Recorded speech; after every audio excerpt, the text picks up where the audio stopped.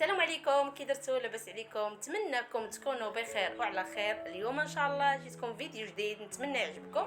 بغيت نشارك معكم لي بات بالخضر، كتجي يا سلام وبنينه وسهله في التحضير. نتمنى تجربوها.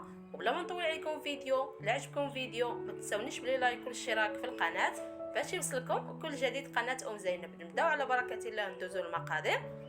كنحتاجو نصف كيلو ديال لي بات اختياريه، النوع اللي بغيتي كديريه. انا اختاريت هذا النوع اللي كيجي صراحه زوين. كندير الماء كيسخن حتى كيغلى مزيان، كنضيف شويه ديال الملح وكنلوح لي بات حتى كطيب. شويه من زيت المائده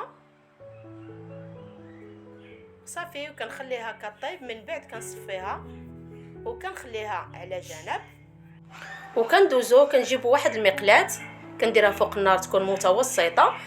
كنضيف شويه من زيت المائده، شويه عندي 4 الفصوص ديال الثوم، كنخليها كتشحر شويه. من بعد كنزيد الخضر، عندي 2 حبات من الجزر و3 الحبات من الكورجيت اللي حكيتهم على شكل طولي على هذا الشكل.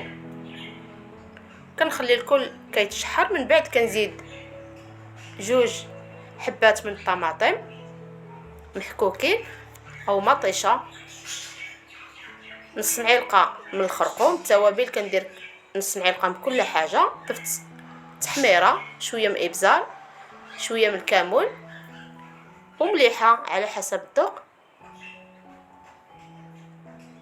شويه من المعدنوس مقطع. وكنخلي الكل كيتشحر على هذه الطريقه. كنزيد معلقه صغيره اختياريه من صوص او صلصه الطماطم صافي، وكنخلي الكل كيتشحر على هذا الشكل.